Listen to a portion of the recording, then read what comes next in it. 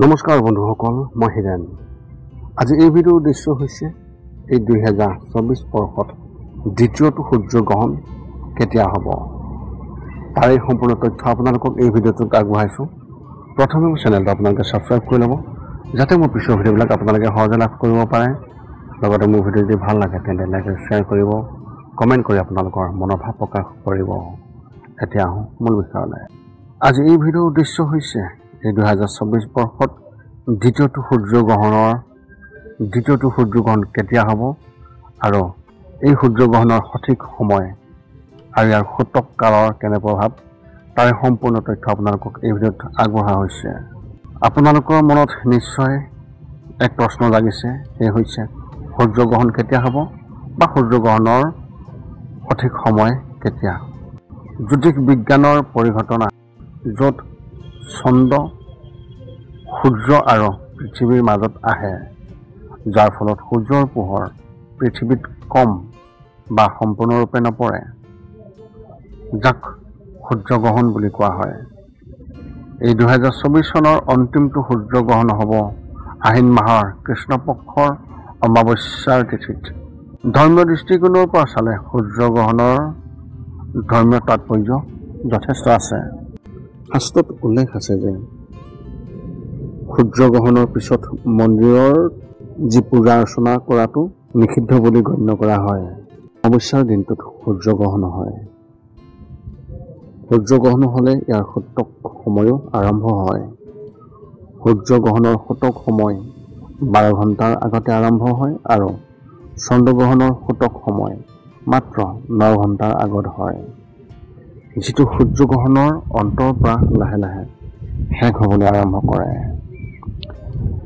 জানি লওক যে আপোনালোকে এই 2024 বৰ্ষত 8 এপ্ৰিলত প্ৰথমটো সূৰ্যগ্ৰহণ হৈছিল আৰু এতিয়া অতি সোনকালে আকৌ এই 2024 বৰ্ষত দ্বিতীয়টো সূৰ্যগ্ৰহণ হ'বলৈ গৈ আছে। 2024 চনৰ দ্বিতীয়টো সূৰ্যগ্ৰহণৰ সম্পূৰ্ণ তথ্য, ইয়াৰ সঠিক সময়, দিন আৰু তাৰিখ জানি লওক। এই সূৰ্যগ্ৰহণ ভাৰতত দেখা যাবনে নাযায়, আৰু যদি দেখা যায় তেন্তে ক'ত দেখা যাব, আৰু সূতক সময় বৈধ হ'বনে নহয়, সূতকৰ সময় আৰু সূৰ্যগ্ৰহণৰ সময়ত কি কি কাম অৰ্থাৎ কি কি কথা মনত ৰাখিব লাগিব তাৰে সম্পূৰ্ণ তথ্য আপোনালোকে জানি লওক।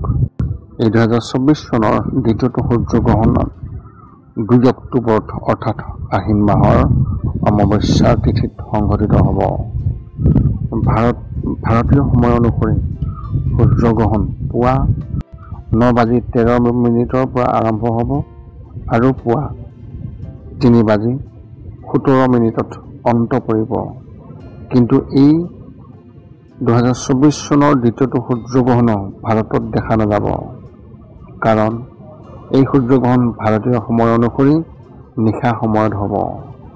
জ্যোতিষীসকলৰ মতে এই সূৰ্যগ্ৰহণ কেৱল Brazil, Canada, Chile, Peru, Honolulu, Antarctica, Argentina, Mexico, New Zealand, Arctic, Fiji, Uruguay, Buenos Aires আৰু বেকাদ্বীপ আদিত দেখিবলৈ পোৱা যাব।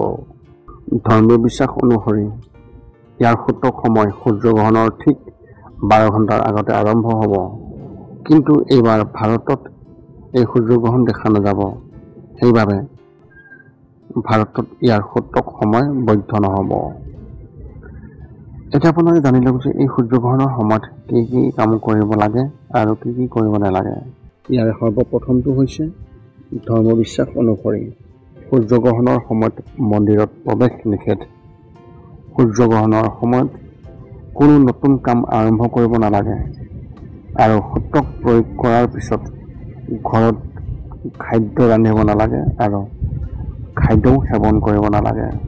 কিন্তু সূৰ্যগ্ৰহণৰ সময়ত অসুস্থ, বৃদ্ধ আৰু শিশুৱে খাদ্য খোৱাত কোনো নিষেধাজ্ঞা নাই। দ্বিতীয়টো হৈছে সূৰ্যগ্ৰহণৰ সময়ছোৱাত নেতিবাচক শক্তি পৰিৱেশত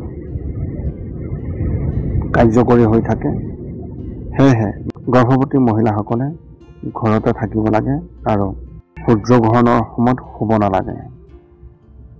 3 নম্বৰ হৈছে ধৰ্মীয় বিশ্বাস অনুসৰি সূৰ্যগ্ৰহণৰ পূৰ্বে খাদ্য সামগ্ৰীত তুলসী পাত বা কুশ নামৰ ঘাঁহ যোগ কৰিব লাগে আৰু গ্ৰহণ কালত ভজন আৰু জপ আদি কাম কৰিব নালাগে। গ্ৰহণ শেষ হোৱাৰ পিছত গোটেই ঘৰটোত গংগাৰ পানী ছটিয়াই দিব লাগে। এনে কৰিলে গ্ৰহণৰ প্ৰভাৱ কমি যায়।